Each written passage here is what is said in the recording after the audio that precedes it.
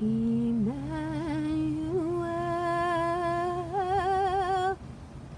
God is with us. Emmanuel,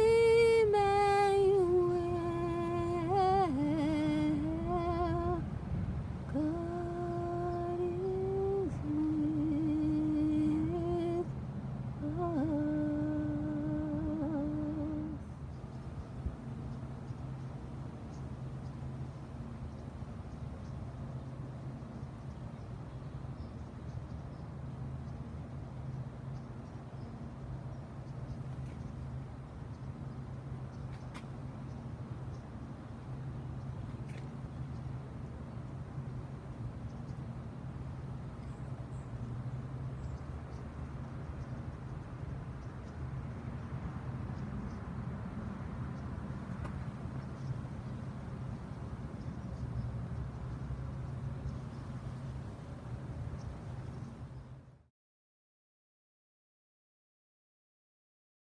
And now let us take a look at this arrangement.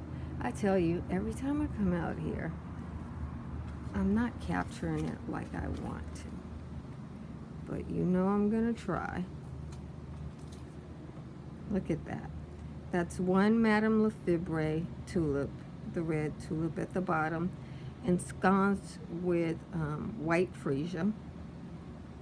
I like the colored freesias better, but I bought this white arrangement because you know everybody's always talking about white flowers, white flowers, white flowers. So I bought into the hype, and I have these here. And they're beautiful. They're very fragrant. They're delicious. They flower a lot. But, whew, I almost tripped over a stepping stone. But, I think I would have liked it better if I had a bunch of colors there. So, and then that's my wheat. My wheat's actually flowering. I try so hard at wheat. I don't know what I'm doing, and when I go online, everybody growing wheat has a huge farm, so what I'm trying to do is decorative wheat. It's hard to figure out how to do it, but I'll get it because I like it. I like the way it looks. I like the tallness of the grass, and I think the flowers, particularly my spring flowers, look so cute combined with wheat. Look at that beautiful wheat there. But I mean, as you can see, I have one gorgeous wheat that's tall like that.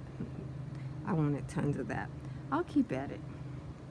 Yep, I'll keep at it. Look at that beautiful freesia bloom there. Oh my goodness. So, one thing I gotta give these white freesias, they go for it.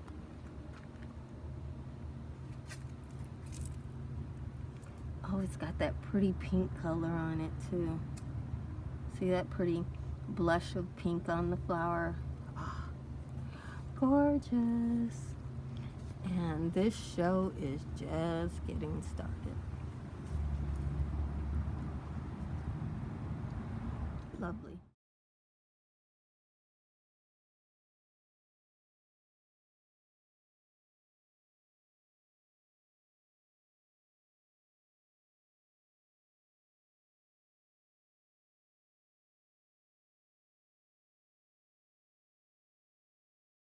Here's my pretty freesia and barley display.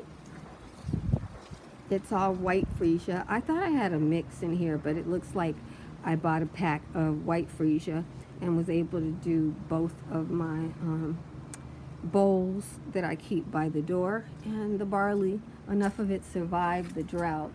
So it smells so pretty over here. And hopefully I'll get to eat some of the barley. And you know, the birds will eat some. And I'll buy some more next year and try again. Yeah, I really like barley and freesia. I think it looks so pretty together. Not for your front yard, you know, unless you're a better designer than I am. Here's my other arrangement of freesia and barley. And half the barley in here died because we had drought this year and didn't get enough water. But the amount of barley that's left, it looks okay, not as full as the other one. And look down there, you guys. This particular cyclamen is still blooming. Yeah, that's a really good one. Next year for my containers, I'm just going to look for this kind of leaf structure because it blooms longer, and you know, it can take the shade. So now with the with the barley and the freesia blocking it, you can just barely see the cyclamen through there. In the wintertime, obviously freesia and cyclamen freesia and barley aren't there, so it's just cyclamen, and it looks a little pretty. I like it. I think that was a great choice. Again, these are the white freesia. Now some of them I didn't, my setup didn't work as well. That one, I kept pulling it up and it was about to lose its blooms, so I decided rather than lose the blooms, it wants to bloom on the ground. And she's very happy here, as you can see. She's very happy.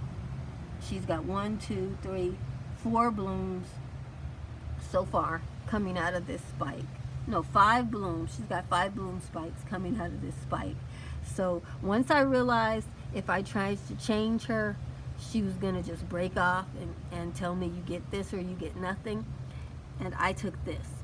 So what choice would you have made? You know, because I wanted it here. This one, thank God, hit the door and couldn't go the way of the warrior army. So that's a nice pretty bloom in the back there. Yeah. So as you can see, if you give freesias the room, they can be nice and tall, and they can really take the space. Also, you don't gain anything from planting freesias too close, because when they're close, each freesia gives you less bloom.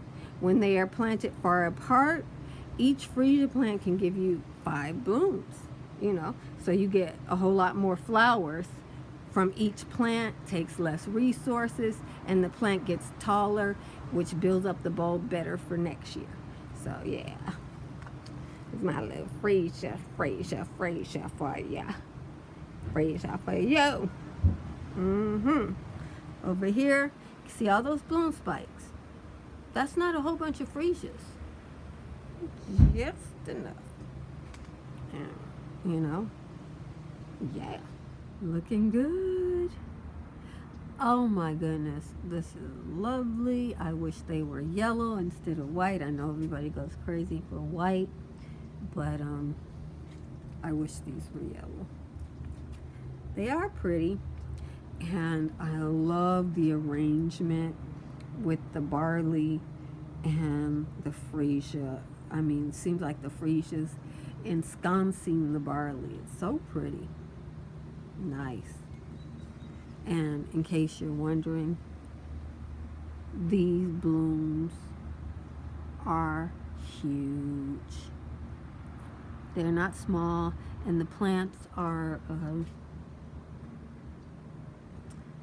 I'd say they're 1 foot tall. So really, really great gardening height.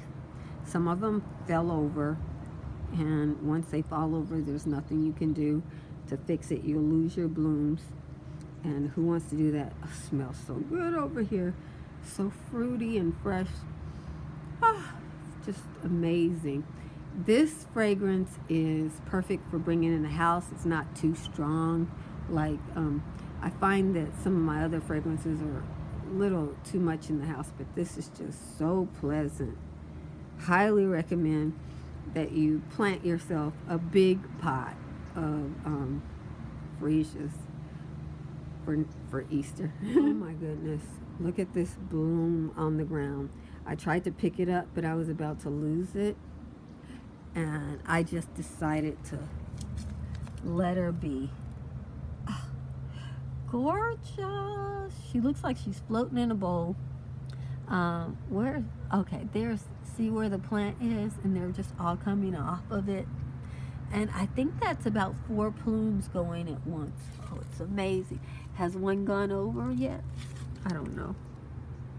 Oh no, that one's just opening up. So 2 on that branch. And then it's got so many more. Oh, it's just beautiful. Beautiful. I suppose brides would love this. That is a freesia, but the yellow color of this blends in nice. Let me see. I think this is a double. It's pretty. Yeah, it's a double. You can see the double blooms in there. I am a single bloom lover. I don't really care for double blooms, but I gave it a try, you know, because I gotta, you know, not be too old lady-ish. I gotta get out of my box. Okay, we're sure she's a double now. She kept on putting on bloom on petals, and you can see the very center of it now.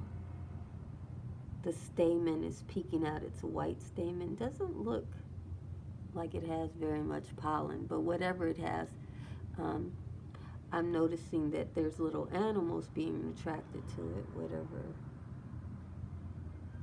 that is, you know. Whereas if you look at the stamens in there,